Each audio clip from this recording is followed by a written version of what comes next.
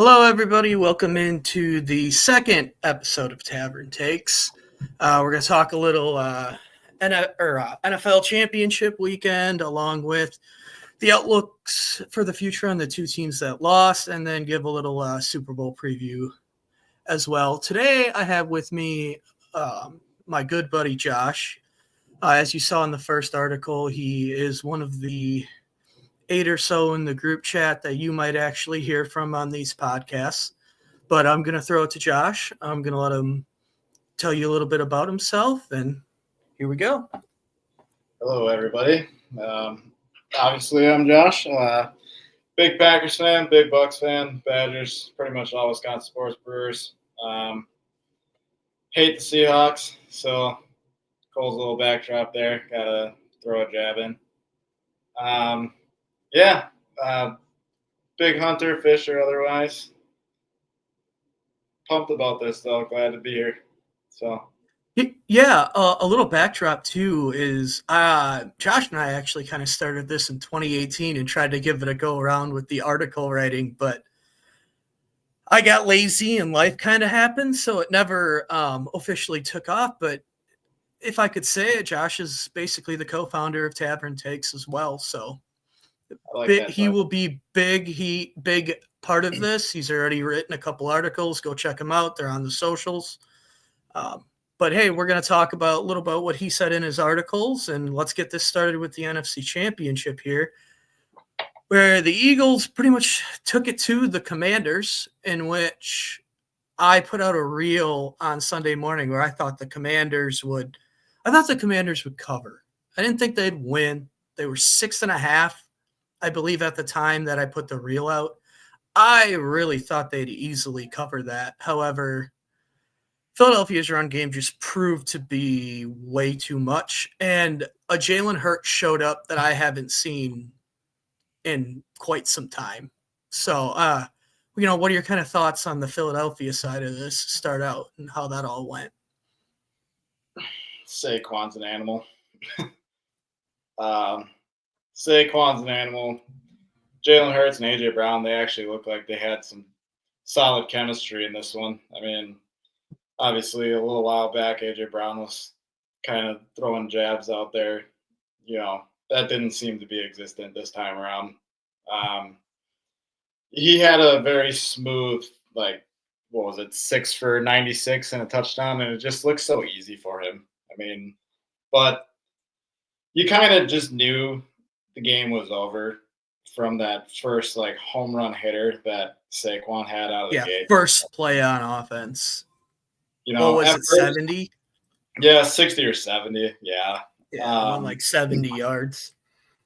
I thought the Commanders came out hot.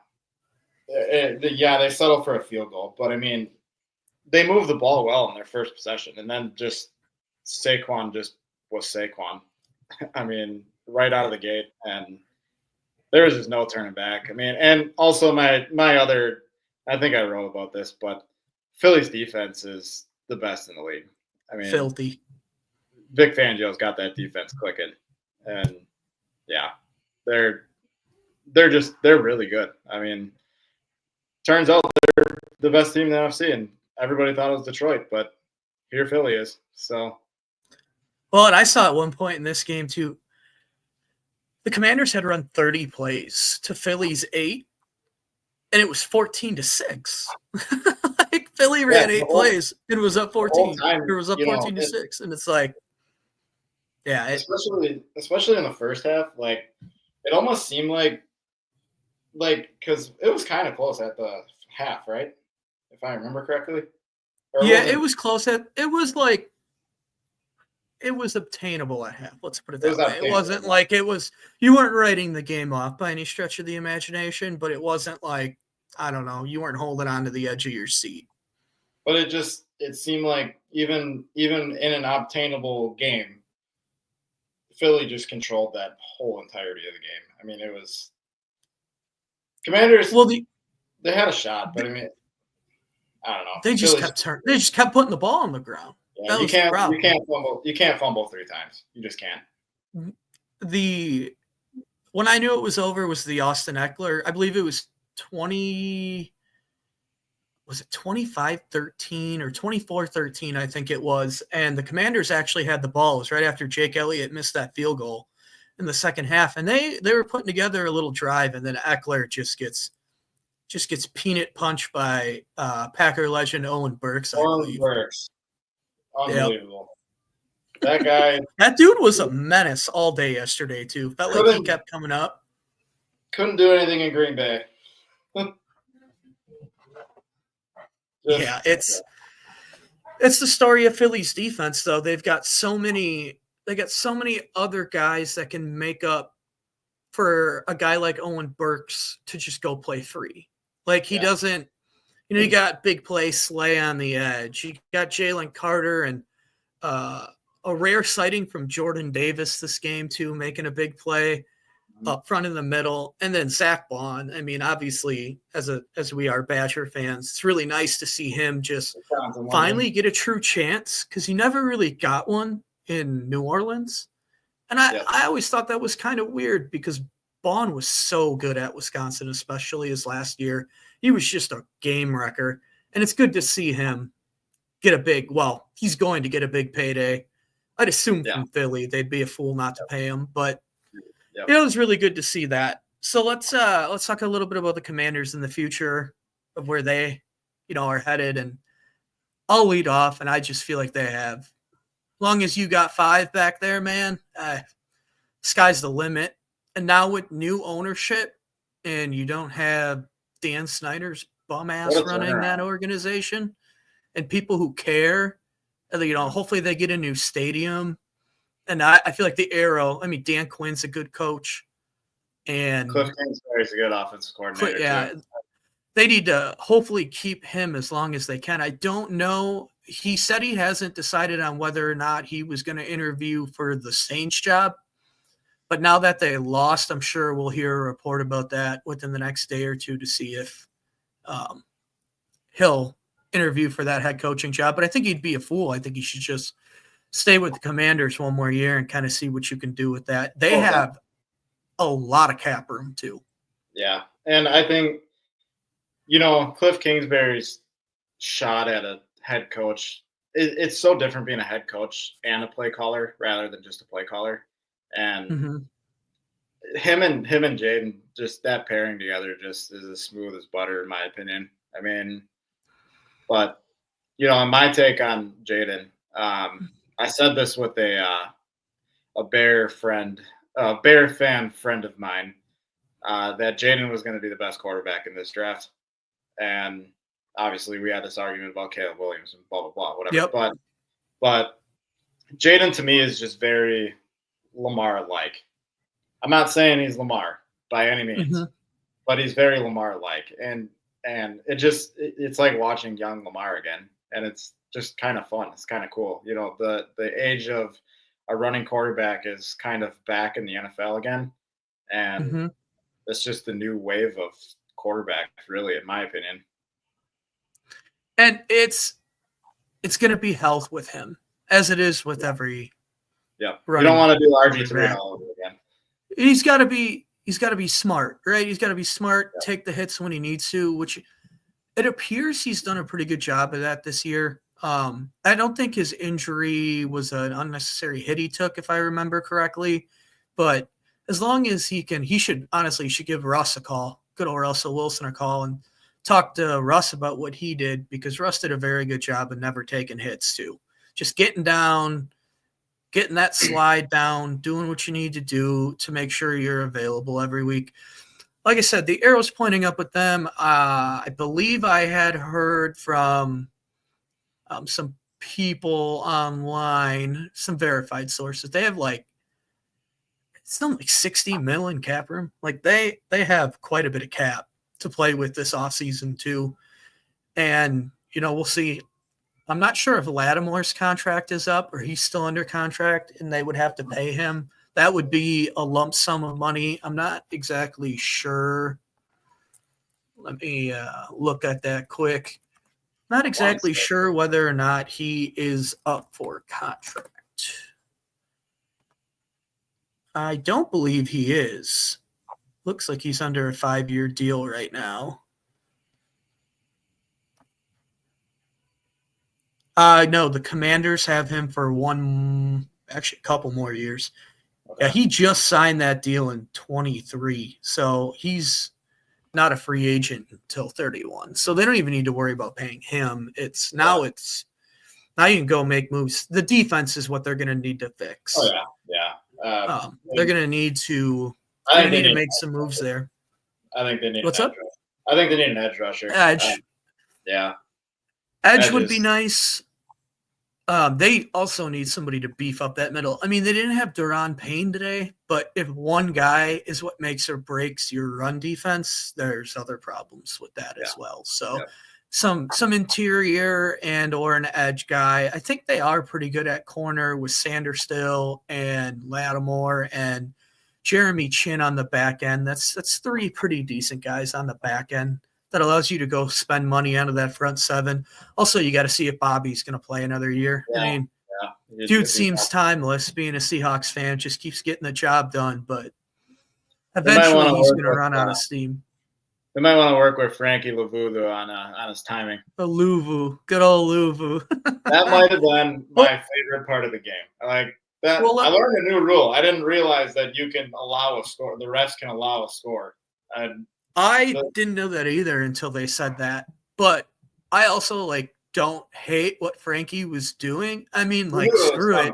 You're on at this point, they're on the 3-inch line. What are you going to do? Move it another inch closer? If I time this right, I stop it. That's what he was trying to do. But I also understand, you can't just keep sitting there and doing that. Yeah. Eventually, there's got to be a, hey, tell him to cut it out. This isn't working. Yeah. So, no, I think that puts a pretty good bow on that game. Commanders' direction pointed up. Philly did what they did in that game. They leaned on them, and Commanders just had no answer for the run game.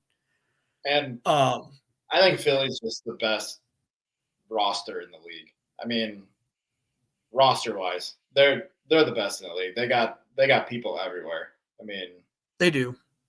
They have weapons everywhere.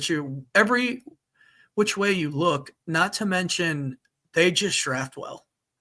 They do. Howie Roseman keeps just nailing to the draft. Cooper DeJean, Quinion Mitchell, it's just they do it time after time. Yep. So we'll move on to Jalen Carter, obviously.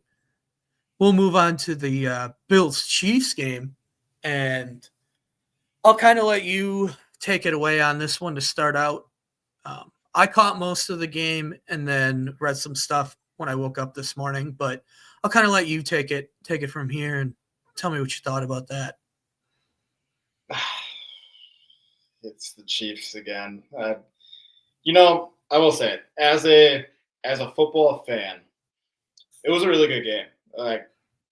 Blow for blow, punch for punch, just like your normal Chiefs-Bills game that you've seen in the past, that you'll always probably see moving forward. It wasn't anything out of the norm in terms of that. I have some comments to say about officiating. I'm not going to harp on it too much, but part of me seemed like the fix was in maybe a little bit, but that is the Chiefs for you. It is what it is. I mean, the team that's kind of running a dynasty right now is that they're going to be hard to beat, especially with officiating probably going to be mildly on their side at this point. But I mean, Mahomes is just so good. Xavier Worthy's an upcoming star already too. And that Chiefs defense actually, they did a number on the Bills offense. I mean, Josh Allen looked like a Josh Allen still, but I mean, he seemed a little erratic. The plays that he makes, he's just kind of oh my God, here goes Josh Allen again. But he threw 2 darts to Hollins. I think both of them for Mac Hollins for 34 yards. One was a touchdown. I think it was right before half, and then one was, or maybe right after half. Right before. Yep, I watched that. That was that score after the Chiefs went up 21-10, I believe. Yeah, And then they yeah. went for 2 and didn't get it. And yeah, they didn't get it. And then he threw another one closer to the end of the game that put him at the 2 or at the 4, I believe. And then on 4th and goal, Josh Allen found Curtis Samuel for a touchdown. That was it was Josh Allen plays. I mean, it was Josh Allen making those plays. But what I didn't understand in this game in particular is James Cook was running all over Kansas City, and they didn't want to give him the ball when it mattered. And I don't understand that. I don't. The guy was just fighting out there. I mean, and they just stopped. They didn't really give him the ball much. Some of these 4th and 1s that they kind of try and push for, I guess, if you will, and then Yeah, with Allen. Just give James Cook the ball. I mean, he was Yeah, making positive so plays. that's why I look at their OC, which is Joe Brady, which, for those of you who don't know, was LSU's. He wasn't technically their offensive coordinator when it was Burrow, Chase, and Jefferson at LSU. It was I can't remember his name, but he was the passing game coordinator for Burrow on that 2019 LSU team, and that's kind of just the way he's always been. He always wants to put the ball in his best player's hands, and to him, it's going to be Josh Allen. However, the Bills were also a team the last couple of years who really struggled to find their run game. And this was the first year where they really truthfully had a good run game that they could feel confident in and trust. And I think when it got to nut cutting time, they just quite weren't ready to trust it. Like, I know as weird as that sounds, we're going to revert back to putting the ball in Josh Allen's hands because this is our best chance of winning. And we're not used to having a James Cook who can take over a game. And I just think Brady kind of choked a little bit in that aspect of the game plan. Yeah, but he did. And I don't know, did you catch his second touchdown? The one that he barreled into the end zone mid-flight. Stretched his arm out. Yep. That was one of the coolest touchdowns I think I've seen. He really freaking had a fight for that thing. But I guess I understand Josh Allen's second in the league behind Mahomes, Lamar, who you want to say, I guess at that point, make the argument. But so I get putting the ball in his hands. But when James Cook is working, feed him. I mean, that was my opinion. That was my take. I mean, but the Bills defense couldn't stop a chair. No, losing Benford early in that game was a big deal for them. He's been playing pretty well, but the broadcast didn't give that much publicity, I guess. But it looked like he could barely walk. They were dragging his not lifeless corpse, but they were he didn't know where he was. So that hopefully he's doing well. I don't think I saw any updates on him today, but I haven't seen anything bad to make me think that it's anything more than a concussion. But back to your point about the refs too. I was listening to Pardon My Take brought this up, and Bill Simmons brought this up. The Chiefs get those penalties, and the mark of a good team is they always do something with it.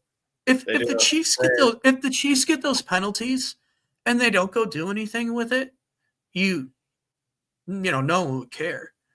But the three that I wrote to chime in on this real quick, the 3 that I wrote about, there was that face mask call that he just had his hand on his helmet. There was no inside the face mask pull, blah, blah, blah, whatever. That led to a Chiefs touchdown. And then the Xavier Worthy drop that was called a catch that in the replay showed that the ball hit the ground. I mean, that led to a Chiefs touchdown. And then the 4th and goal, Josh Allen didn't convert. That led to a Chiefs touchdown. I mean, they're so good at capitalizing on like non-calls or flags going the Pause. other way. They're so good at capitalizing. They're the best in the league at capitalizing off of flags or non-calls that you can kind of maybe call. I mean, they're the best Yeah, in the league doing it. I mean, they just are. and I get the outcry with the refs, and I understand that and everything. But to me, it leads back to you got Patrick Mahomes and you got Andy Reid and To you be the got best, you Travis got to be the Kelce. best. I I put it in our group chat after that Thursday night opener against the Ravens. I was like, oh, yep, I've watched enough to know the Chiefs are winning the Super Bowl this year. And it was a half-hearted joke, but at the same time, it's like until someone can show me that they can beat Patrick Mahomes and Travis Kelce and Andy I know Reid, they're good. Yeah, I'm not going to believe anyone else can do it. I'm just yeah, not. Like no, I thought I made that pick in my article yesterday with my heart because I kind of wanted to see Josh Allen get there. It seeing different teams in the Super Bowl is kind of cool, but also just like the Patriots, love him or hate him, you got to respect greatness. And yeah, what Mahomes is doing is great. he's What Andy he's Reid is greatness. doing is great. Yeah, The Chiefs do such a good job of they know that Patrick Mahomes can make not any receiver, but pretty much anyone with a pulse at receiver look decent. So they draft defense. And they build their defense around their draft picks. And this is really the first year where they kind of went outside that realm to get Xavier Worthy. And it's a really good thing they did because Hollywood Brown went down right away. And yeah, then Rashee Rice a couple weeks into the season. And that's the thing you got to remember about this Chiefs team, too. And so many people were writing them off midway through the season and saying, oh, the Chiefs aren't the Chiefs. And it's like, well, Travis Kelce doesn't really care until the playoffs start. That's just where he's right. at with his career. They didn't have Hollywood Brown up until I want to say the last 2 weeks of the season or something like that, and they're still without Rashee Rice. And then they go throw in DeAndre Hopkins, who's just like basically a non-factor because not that he's a non-factor, but he's certainly not old D-Hop by any stretch. Or Mahomes doesn't throw him the ball like that.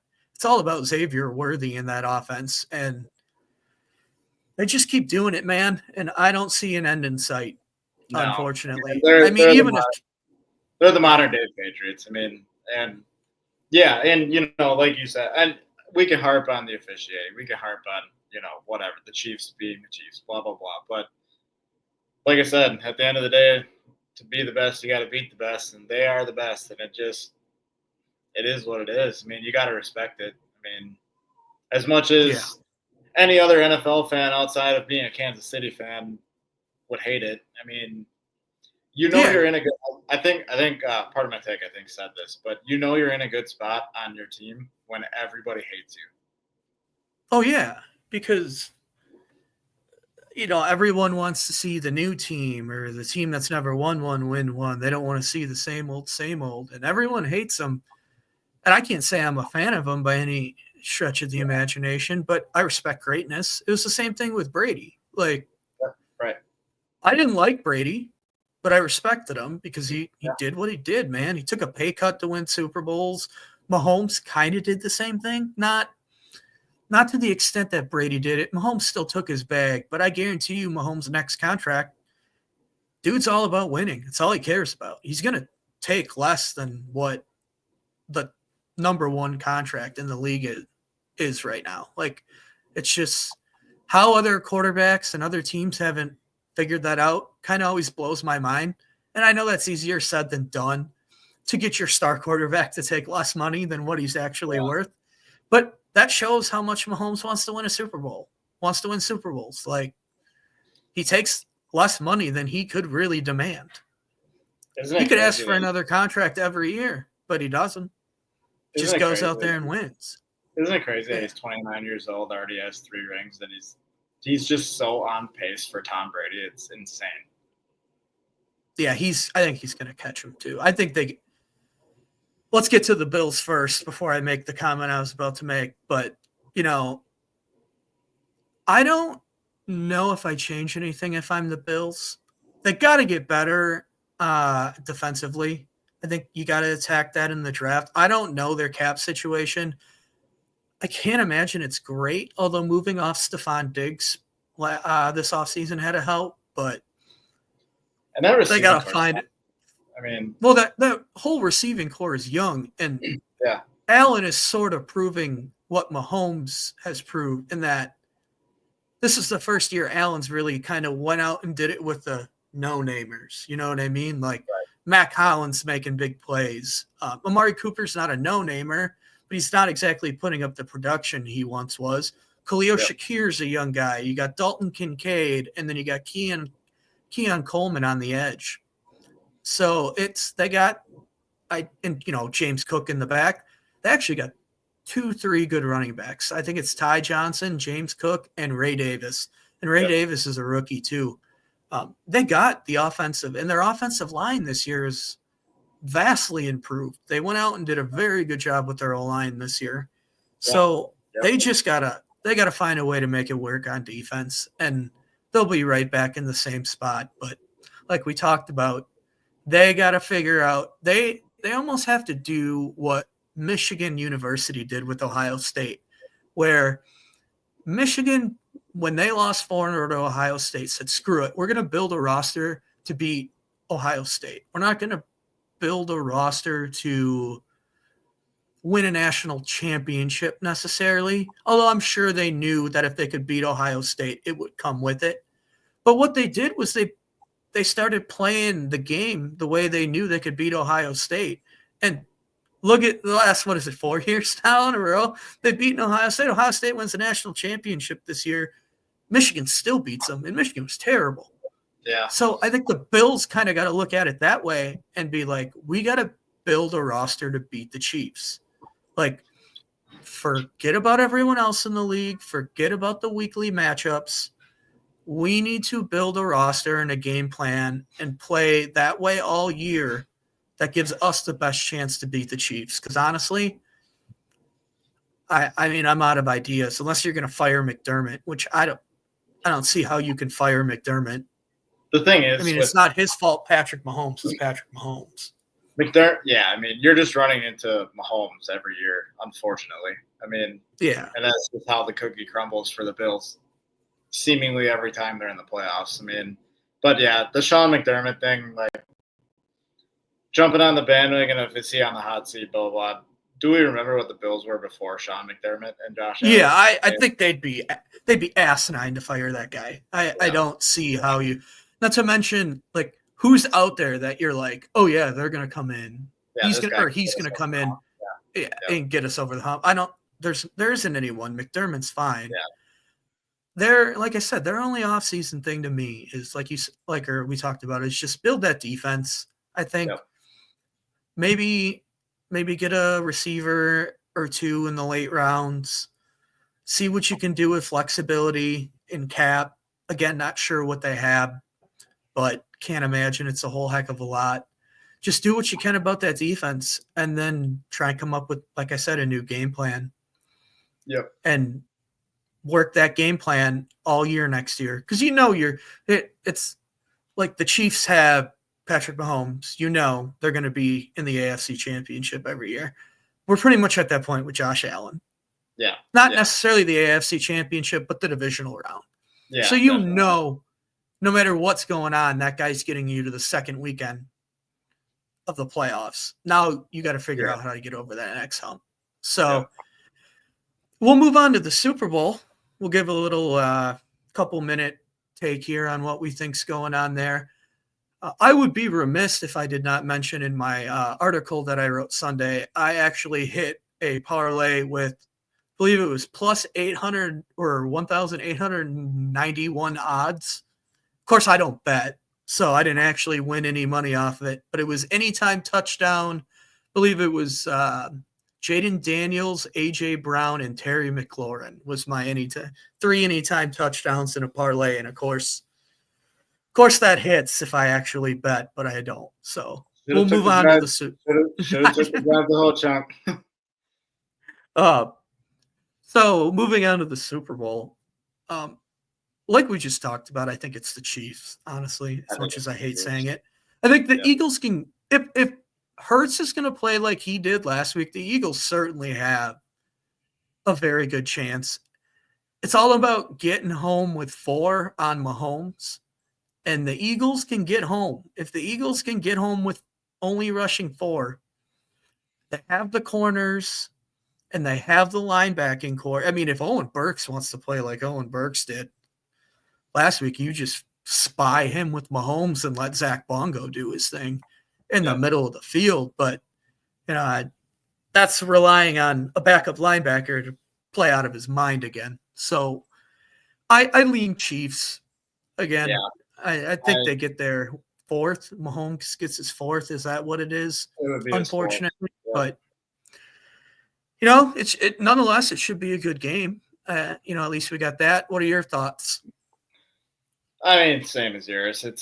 To me, it's the Chiefs again. I mean, Mahomes the Chiefs to three-peat. I think it's going to be the first time in NFL history that they three-peat a Super Bowl. Yep. Do I think the Eagles have a chance? Oh, absolutely.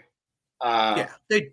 Saquon, if Saquon, to me, he's the MVP of the league. I mean, it's not going to go to him, but to me, he's the MVP. But I mean, Saquon can run on anybody. I mean, if he can do his thing, and like you touched on, if Jalen Hurts can just have a respectable game like he did in this one, and he finds that AJ Brown touch again, for a second time, maybe get Devontae Smith involved a little bit more. I mean, they certainly have a shot. They have the defense to do it. It's more of what Jalen Hurts is going to show up in the Super Bowl. That's my opinion. All that being said, again, I still think it's the Chiefs. I think just Mahomes is pretty much unbeatable when you get to a Super Bowl. I mean, but unless your name's Tom Brady, but unless your name's Tom Brady, Jalen Hurts ain't Tom Brady. So right. So my biggest thing is what Jalen Hurts is going to show up in the Super Bowl. That's my biggest take on it, I think. Like you said, and like I said with the Jalen Hurts thing, I think Saquon's going to get his. I think the Chiefs might just have to be, okay with Saquon getting his. But if you limit Jalen Hurts and you make Hurts look pedestrian, that's how you win. To me, that's how you win that game. Yep. But, we'll see what happens. Hopefully it's a good game. I think we're going to wrap her. I think the opening line on it was like Chiefs -1.5 opening line. So yeah, real quick, Vegas has just been disrespecting the Chiefs all year. I don't know what's up with that. The spreads on these games have been kind of like, I don't know, they're head scratchers to me. When you got Mahomes in the playoffs, for the life of me, I don't know how they're not 3.5-point favorites every time they touch the field. I got to be honest with you. Yeah. I already took the Chiefs to cover, so. But anyway, we'll wrap her up here. Where can they find you on X and Facebook or whatever you want to plug for socials? X, Robo39, WROBO39. I'm not super active unless my team's in the playoffs, but I just more so tweet out of excitement. But otherwise, I'll probably be posting more articles with Tavern Takes and joining you, of course, on this. And if you want to throw out an Instagram follow too, WROBO39, same thing. But Facebook I'm not super active on either. So. And then as always, you can find us at Tavern Takes on Facebook. X, our website is www.taverntakes.com. We're also, our podcast is being put up on Spotify now as well. If you want to go give that a listen on Spotify or on YouTube as well, both under the name Tavern Takes. That'll be it. Have a good one. Adios.